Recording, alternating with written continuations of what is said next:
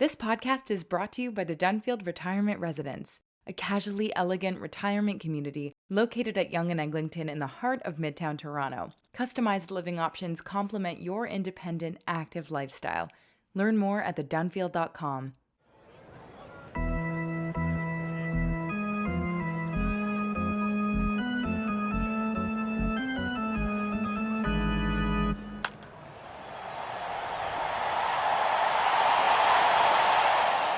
Hey everybody, we're the Menschwarmers, your bi-weekly look at the world of Jews and sports. I'm Jamie. I'm here with my co-host Gabe. Gabe, how you doing, buddy?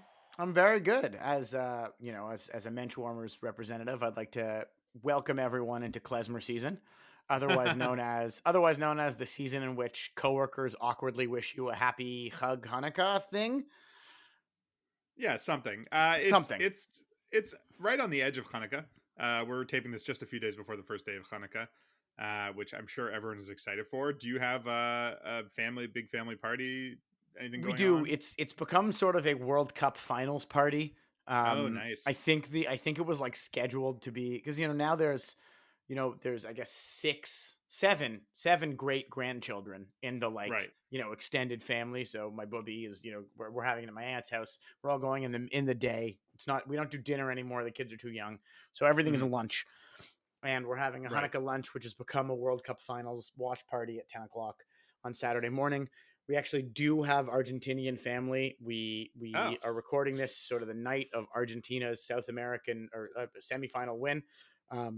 So, they'll be dancing on the streets of Rosario tonight, dancing the hora in my family. This is reminiscent to a few months ago.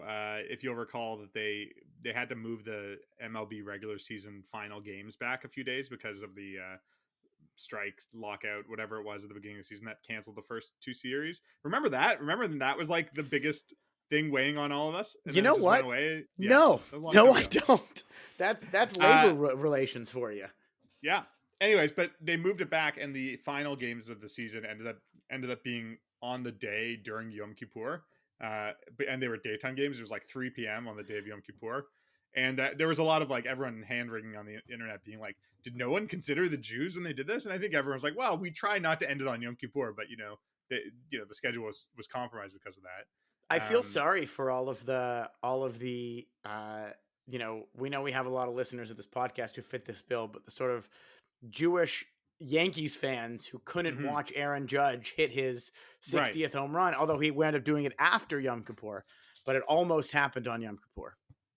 The 62nd? I think it happened before. I think it must have been before. It might have, well, one way or another, I recall there was a little kvelling over this. Right. It might have happened the second last game of the year on the air on Kol Nidre. Anyways, I was going to say this. It reminds me of that because unlike that, when I think there was reasonable apprehension about it being on Yom Kippur, probably not a lot of Qatari soccer executives considering whether or not the World Cup final is also on the first day of Hanukkah. I'm going to guess that really didn't go into their consideration here. No, and if they did, it's not even on the first day of Hanukkah. It's on the day of the first night of Hanukkah. Right. So they might have gotten away with it there. But for all of the families, it's a nighttime game. But it's a nighttime game in Qatar. Qatari time. So in Israel, everyone will be busy at their dinners. Yeah, but again, I mean, obviously not as important religiously as Yom Kippur, and also probably not giving a lot of consideration. But I too am planning on going to our mutual friend Devin's World Cup party, and then driving from there to my family Hanukkah party. So that's the plan. I think there will be plenty of for Jews 30 to 45 minutes. Yeah, and then what would be just to tie a bow on the World Cup stuff, because we talked about it before. We should say that the two known Jewish athletes, I guess, that were both on Team USA were knocked out in the first round of the knockout stage. They lost to the Dutch, John Yedlin and Matt Turner. I don't know if there's much Jewish rooting interest at this point. I mean, I guess no. Argentina, France. I know some Moroccan Jews, as you do as well. I don't know that they have a lot of Moroccan nationalist pride in terms of cheering for the soccer team. I'd be happy to be proved wrong, if that's the case. Yeah, I agree. I wonder if most of the Moroccan Jews would probably just as equally cheer for France, given that's where most of them wound up. You wonder. You look at the history of Jewish diaspora sports fanism. or fandom.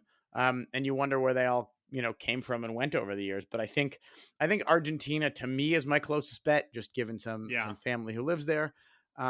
As well, it's, probably I would say, France being a very, very Jewish country, obviously. I'm sick of France. So I think Argentina, at least winning on World Soccer. So I think Argentina is where I'm going. Plus, also, they in their post-fascist period, they've been a little more friendly to Jews in the last 20 years than they were for a long time. So if you were to say it is the birthplace of known Jewish soccer commentator Andres Cantor. So I don't know that he realized like a real rooting interest as someone who announces the games, but like got to figure it in his heart of hearts, he'd be happy to see Argentina win.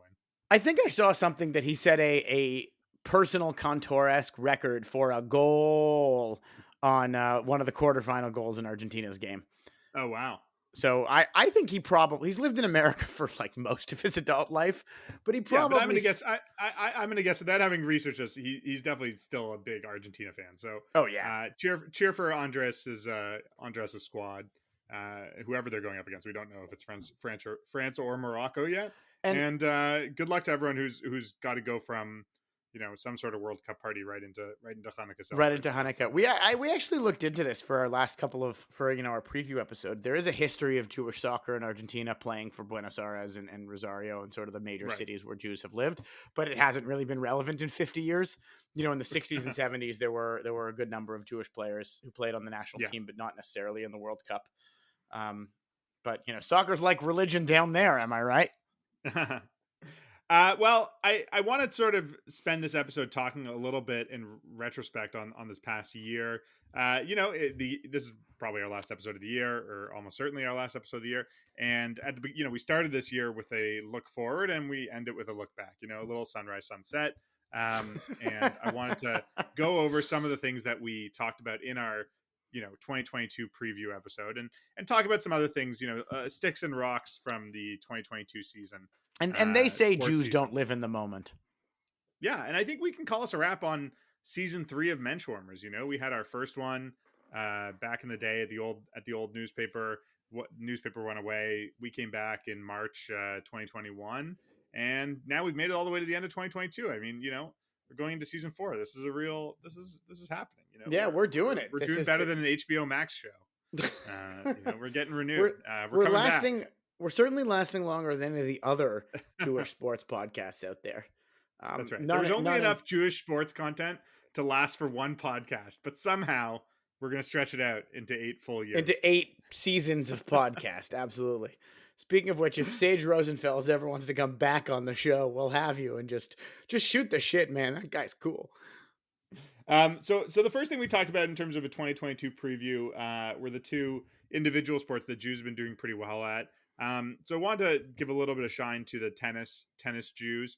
And actually the most successful Jew in the tennis world, or, sort of Jewish by ancestry player who was someone we didn't really talk about at the beginning of this year, is Taylor Fritz, who had a really solid year.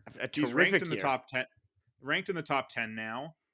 He made it to the quarters at Wimbledon. But I think he's like a quarter Jewish or something like that. One of his grandparents founded Macy's, or great grandparents founded the Macy's store. And he's someone. Is the Macy's was Macy's a Jewish store? I feel like it's like, I always imagine it being like the Goyish side of the Shmata business.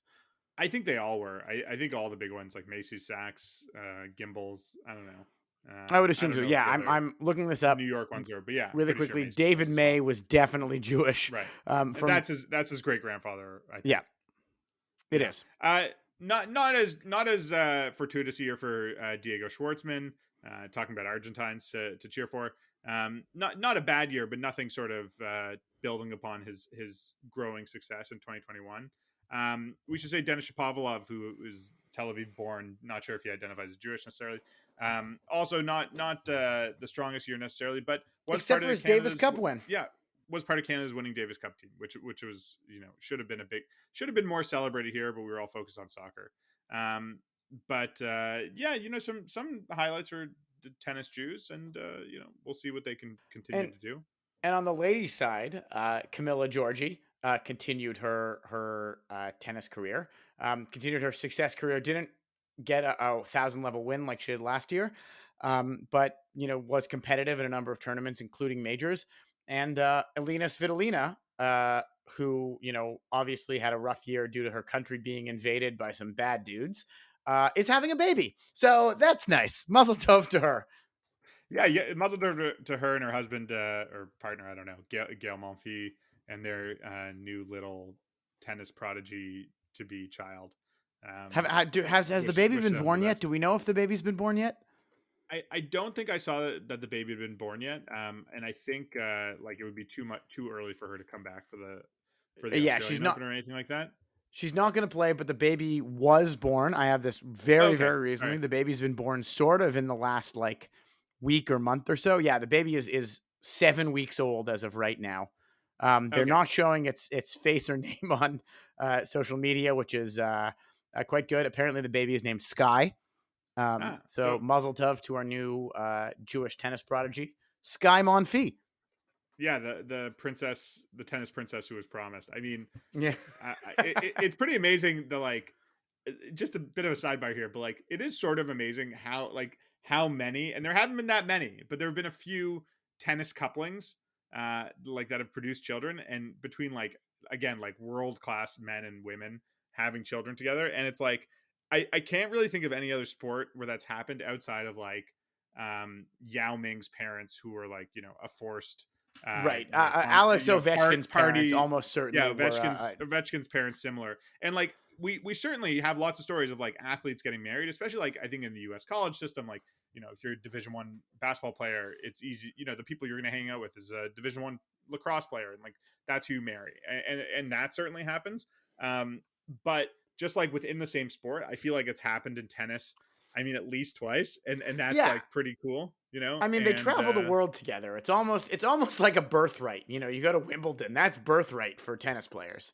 That's a good point. That is, I hadn't considered that, but that is probably why it's happening. Is that for the most part, those tennis tournaments are happening at the same time. The tours are together, right? Like most global tour events, the tours are separate. But in tennis, they're together. Roger Federer, his wife, was a Swiss tennis player who didn't really make it all that far in the WTA, but they met at the Olympics. She was on the Swiss national team, and they met at the Olympics many, many years ago, and they've been together ever since. I mean, even that is sort of amazing, because even if she didn't make it as as a pro with a 20-year career like Federer did, she is still probably at one point was one of the top, I don't know, 500 tennis players in the world. Like, I'm sure their kids will have all the advantage. Anyways, I don't know if it'll actually result in these kids being tennis prodigies, because and I'm basing this mostly on reading Andre Agassi's biography. Like, the way to become a great tennis player is to have an abusive parent who forces you to do it. So I'm hoping for better things from these kids, but like from a strictly like I don't know, genealogical perspective, these kids have the step up. That Sky has a really good career. We talk a lot about pro golfer Daniel Berger, whose father Jay Berger was an ATP tennis player, tennis pro. So it doesn't necessarily have to be in tennis; it could be another sport. Similarly, I've read that Agassi biography, and I think, if I'm not mistaken, Steffi, his wife, also had a pretty rough childhood playing tennis, and I think they both sort of said like they're not gonna have their kids play tennis, like it's too painful for them. Of course. And I'm not saying that these that it's all just genetics or anything like that. I'm just saying it is kind of amazing. We'll see what happens. Speaking of golf, I did want to talk about, talk about the two PGA Tour members in our preview podcast. Daniel Berger, who you just mentioned, who had a pretty rough year. He fought a significant, I think, lower back injury this summer, and I think he played in the US and maybe he played in the British and then withdrew. I can't remember. He withdrew from I think he might have withdrawn from the Dunhill the week before. The warm-up. So he hasn't really played since. So he hasn't played since the end of the summer. Not sure when he's been back. And it's too bad, because he was really top 20 player going into this year and really poised for a breakout that didn't exactly come. But the other one that we typically talk about, Max Homa, the recently named Athletic Magazine Golfer of the Year. That's right. And he won the Fortinet Championship for the second time in a row just a few weeks ago. That's one of the fall season championships. He won the Wells Fargo Championship, which is a more significant one, and he's going to be going into 2022 ranked in the top 20. Which would put him as it's a Ryder Cup year. He could follow, who were tracking him, catching Corey Pavin, being a Jewish Ryder Cup winner. So it's absolutely possible he gets there. Yeah. And speaking of people bringing a new generation to the world, he had his first child as well back in end of October. So congratulations to him. Mazel tov to his wife going viral, as he's wont to do. The mayor of golf Twitter, as they call him. And now he's the golf dad, the golf dad of Twitter, I guess. On the women's side as well, Elizabeth Sokol, a golfer we've been following, did not have that good of a season. But sort of on the positive side, former LPGA veteran Daniel Finkelstein, who is Jewish, proudly Jewish, UNLV rebel, has got her tour card again. So she'll be back on tour next year. We'll be following her, making sure she's doing well. So sort of a rough year. We've got, I would say, the duo of Homa and Berger on the men's side, and the duo of Finkelstein and Zokol on the women's side. Right.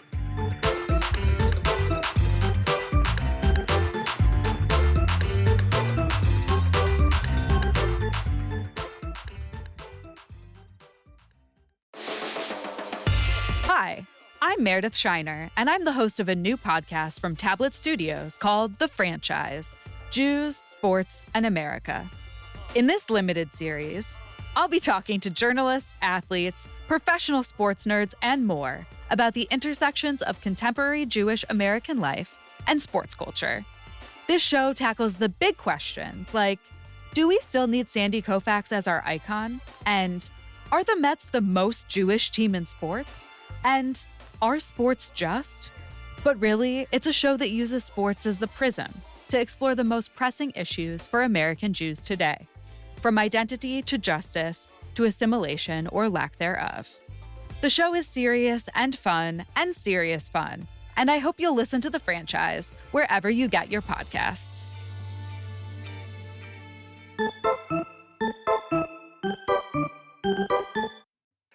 Moving on to just a few other stories that we looked at and don't need to go into a ton of detail on them. We did prospect at that time the possibility of a Super Bowl winner. I think there had been 3 straight Jewish Super Bowl winners before that, because it had been Edelman, who won the MVP, obviously, and then Mitchell Schwartz and Ali Marpet for the Bucks. And then I guess the year after that, that was last year. Yeah, so last year didn't have one. And both Ali Marpet and Mitchell Schwartz have both retired now. So there are 2 fewer Jewish Super Bowl winners in the league. I follow Ali Marpet on Instagram, and he seems to be just like living a good life of like living it up in New York, which is like a pretty fun thing to be doing, is like a 29-year-old who probably has enough money to last him the rest of his life. For the rest of his life, career. Absolutely. So what's he doing? Is he's just chilling? Celebrating hugs with his family. Just like seems to be like taking in Broadway plays and stuff like that. Just enjoying a good time. So there wasn't a Jewish Super Bowl winner in 2022. There could be in 2023. We'll have to take a look at the playoffs closer too. Greg Joseph on the Vikings comes to mind. Yeah, I mean, I guess the Vikings are probably going to be the highest seed that has a Jewish player. I don't know. I mean, we'll look into it more in detail when we have a better sense of. The Packers with AJ Dillon are bad, unfortunately. We love AJ and his thick legs. He's got real polkas right there, like real sort of chicken legs. Like not chicken legs, the fat kind of chicken legs, not the skinny kind of chicken legs. Famous for his quads, Quadzilla, as they call him, AJ Dillon, the Jewish Quadzilla. They're bad. Yeah, but Greg Joseph probably who's had some struggles as a kicker this year, but should be their kicker in the playoffs. So he's probably the best bet for a Jewish Super Bowl champ. One thing we mentioned before was the looking forward to the 2022 Winter Olympics, which I guess we'll remember as a thing that happened. I like this is sort of, as you said about the baseball potential strike. It's sort of like, I guess we focused on that and covered it, and like I guess I watched it, but I mean, the times are so weird with it being in Beijing that I didn't watch a lot of it. So bit of a bummer Olympics. But there was one Jewish medalist, Emery Lehman, of the U.S. Speed skating team won the team pursuit, won a bronze medal in the team pursuit. I believe that was the only Jewish athlete to win a medal, as far as we could tell. Yes, we had some high hopes with Jason Brown, American figure skater who was a previous medalist. Right. He came up empty, unfortunately, but he seems like a wonderful guy. Jason lives in Toronto. We live in Toronto, Canada. Even though he's an American, he trains here. I've been dreaming of running him on the street and asking him a million questions about, skating to the theme from Schindler's List. But I haven't yet run into him at the Yonge and Eglinton Center, like I have dreamed of many, many times. There were some Israeli athletes in competition at the Olympics. None of them medaled. Israel has still yet to win a Winter Olympics medal, unsurprisingly. But skier Barnabas Solis had a really great result. He came in 6th in the men's combined, which is pretty impressive. And that's like the triathlon of skiing, the biathlon of skiing. I know biathlon skiing, but that's like the combined is all of the events together. Yes, I don't know if it's maybe all of them, but the downhill. So I think there's two kinds of combined. There's so many. There's so much sports minutia that you learn for the Olympics, and then like it has to. You have to knock it out of your head immediately afterwards. I'm going to put this out there. I think this is why you don't see a lot of Jews who ski. There's too much minutia. There's too many. I don't want to deal with this. It's the combined, but that's different from the Nordic combined, but it's 2 events. So is the biathlon, but it's different from the biathlon because that's 2 other events. There are guns involved. And I don't think we want to deal with that. So that's my reason. I don't think Jews are involved in skiing because there's too many different disciplines. Give me one. Sure. I think, if you were to tell my Zeta there were 6 different disciplines, he'd do like a jack of all trades as master of none thing, and then wave his hand and go back to his Scotch and Jeopardy. The one other big sports story I wanted to keep an eye on at the time when we recorded at the beginning of this year was something that hasn't really panned out as well, which was keeping an eye on West Virginia quarterback JT Daniels. JT was in his 5th year of eligibility and at his 3rd school. Didn't have a great year at West Virginia. It started off pretty well. They had this great instant classic against Pitt where they ended up losing on the last drive.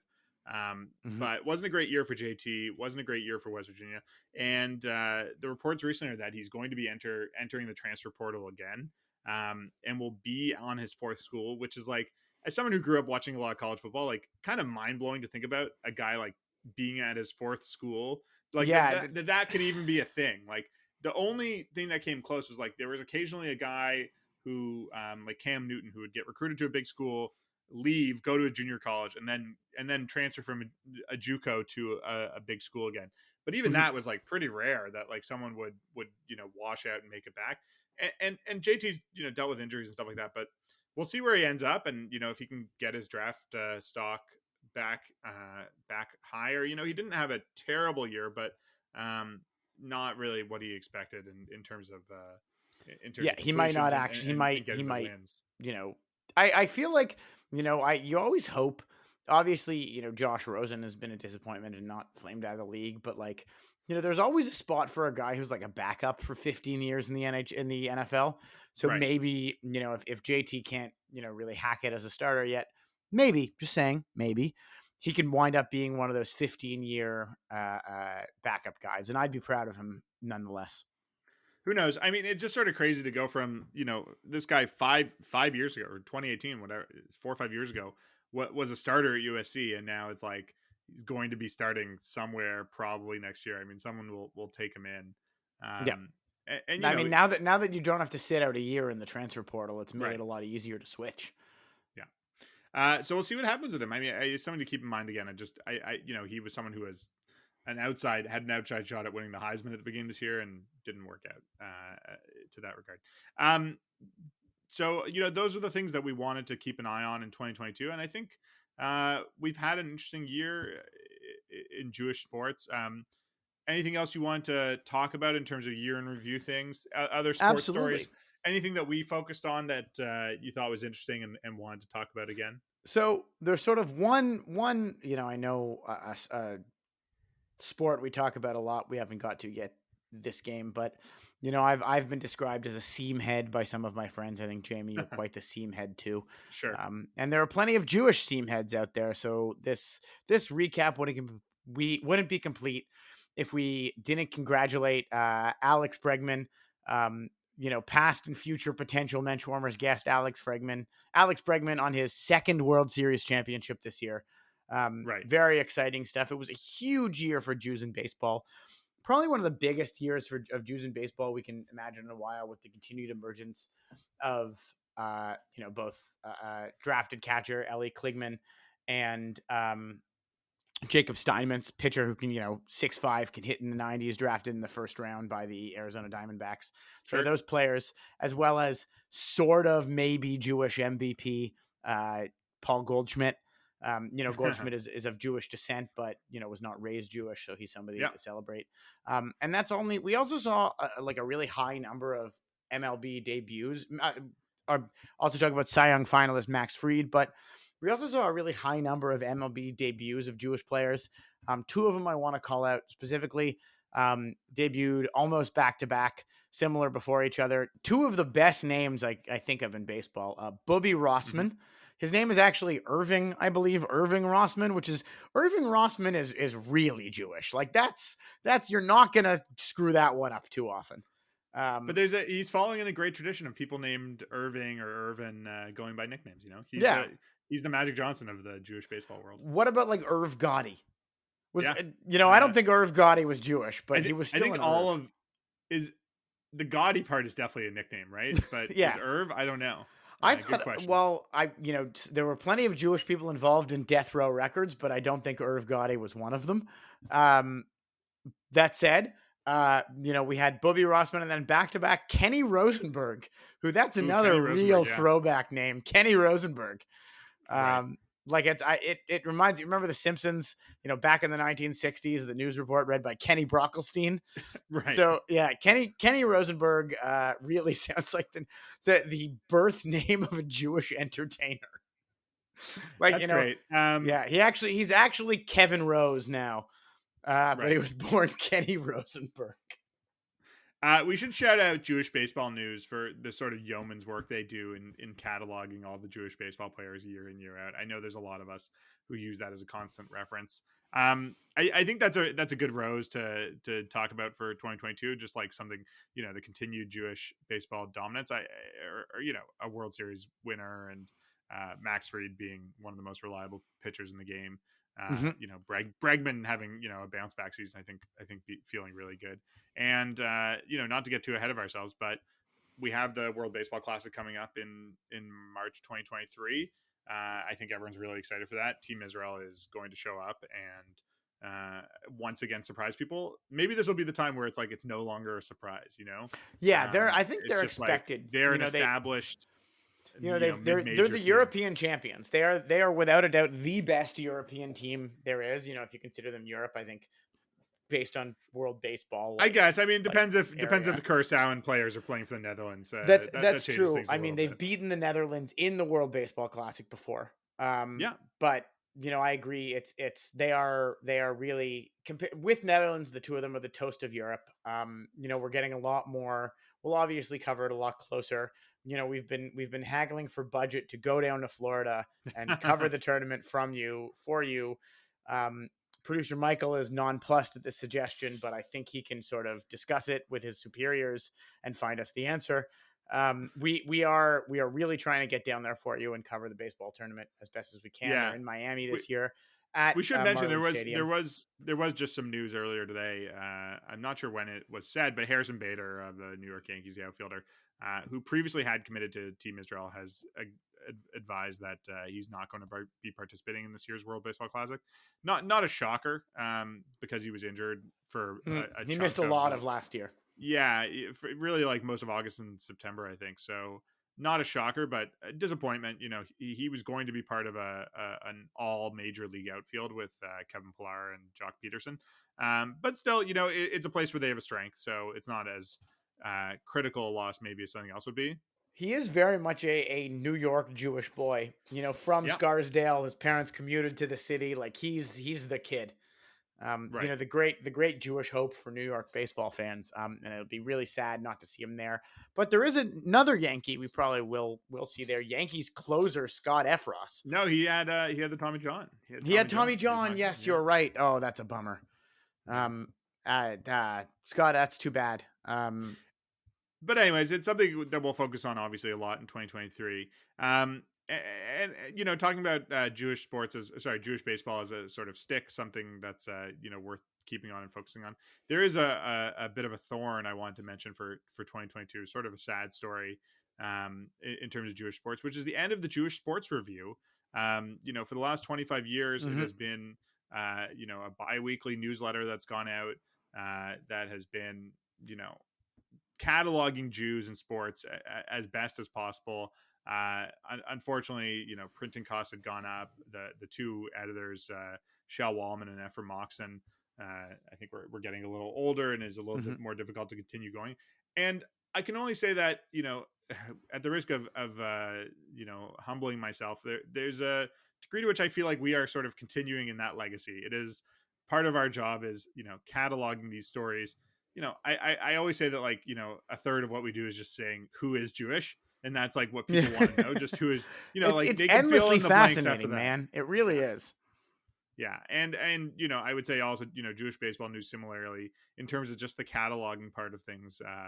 Our friends at JTA and Forward who do similar work. It's all, I think that we're all part of a brotherhood, a mishpacha of, Jewish sports media who are, trying to do our best to sort of keep people informed about these things and talk about things raise the profile of our Jewish athletes. It's absolutely. We haven't yet gotten to our NHL recap, but it's Adam Fox is a great example where you can find out, the guy wins the Norris Trophy. He's a big star in New York. He's, a defenseman of the future. And then you get to have the response of people going, he's Jewish. It's the most exciting part of this gig, I have to say. Yeah. And I mean, on that note, you talk about hockey. I think there was a big hockey story, not big in our world, of Colorado Avalanche forward, I'm going to guess.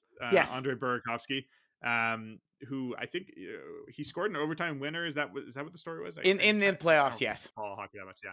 In the Stanley Cup Finals, and they won the Stanley Cup. Colorado won the Stanley Cup, and we've talked about this a lot of times. There's a lot of debate over whether or not he's Jewish. Right. And the answer seems to be that he's not. I mean, he seems to be on the record about it, or his dad is, and I'm sure it'll just continue to be misreported as something, until it's corrected at some point in the future, or I feel like asks him outright about it. There's only really two kinds of responses to when you ask an athlete, "Are you Jewish?" It's like, "Oh yeah, absolutely," and like, "Oh God, no." That said, we, it's a little Menschwarmers behind the scenes. We have confronted PGA Tour golfer Andrew Novak previously to ask if he's Jewish, and he was wonderful about the whole thing. He's not, but he was a really nice dude. Yeah, I think that was one of the stories from Jewish Sports Review of like getting the straight dope on tennis pro Marty Fish, and him just being like, "Look, I'm married to a Jewish woman. Like, I'd be happy to be Jewish, but I'm just not. And like, please stop people misreporting me as Jewish." Like, yeah, I think Marty Fish's Wikipedia page is still like, there's a debate going on about whether or not he's Jewish. I mean, it's absolutely the same on Burakovsky's story. I think on the Wikipedia talk page, it's mostly us and other nerds discussing whether or not he's Jewish. Well, so we've talked about the good and the bad in 2022. I think the ugly is pretty obvious one of just the anti-Semitism scandal. Yeah, there's a lot of it. I think there's a lot of it everywhere. The NBA is not the only place, but it's certainly no. But that was the biggest one of 2022. Yeah. I hope that's something we leave in the past. I mean, I always hope, like, I feel like we have to reset a sign that says, it's been this many days since last pro sports anti-Semitism scandal. I guess we'll see what 2023 brings us. Maybe a year without an anti-Semitism scandal. I'm crossing my fingers, but I don't think that's going to happen. Would be a very good Twitter background. Maybe we can get on that for the one later. But, I have a quick bud I would like to share. Sure. Sure. And that's, we talked about roses, we talked about thorns. We didn't really talk much about hockey, but I want to talk about San Jose prospect Ozzy Weisblatt. Okay. A Calgarian-born hockey player. He's the oldest brother. He was born to parents who are incidentally both deaf in Calgary, Alberta, but that doesn't affect whether or not he's Jewish and whether or not he plays. He was a first-round pick in 2021. He finished his 2 years in junior. He's currently playing in the minors in the AHL. Is probably going to wind up playing At some point, get a cup of coffee at the end of the season. The Sharks are just okay, so there's a lot of room for him to play. But he also has 3 younger brothers, Ocean, Orca, and Oasis, all of whom, awesome. All Weisblats, who are all hockey players. So one day, hopefully we see, Ocean passing to Orca, passing to Ozzy, 3 Weisblats in San Jose, all scoring together. That's my bud for 2022 in terms of Jewish sports, is the Weisblatt family of Calgary, Alberta. That's wonderful. That's wonderful. I don't know about a bud. I mean, I think the World Baseball Classic is the thing I'm looking forward to most in the coming secular year. And we can do either 2023 or 57-84, whichever you prefer. I think it's later. I think it's 50. Well, I don't know. 57-84. That sounds about right, actually.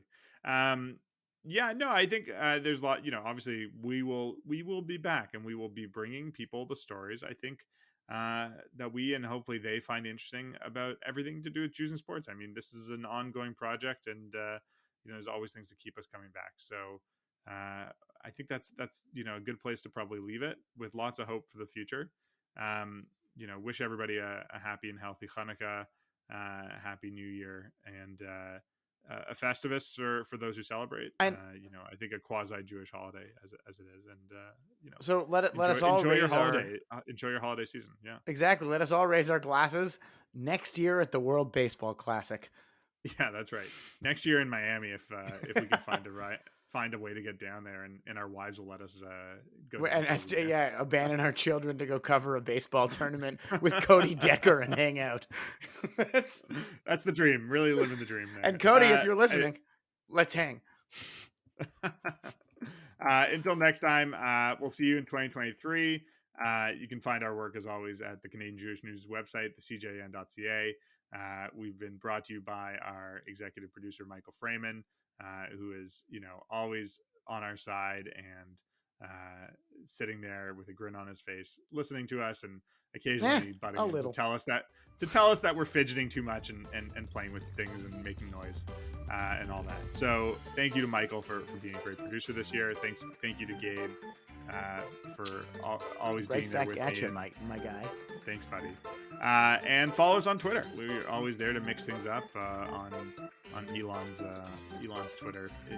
You can find us at Menschwarmers. Until next year, we'll see you.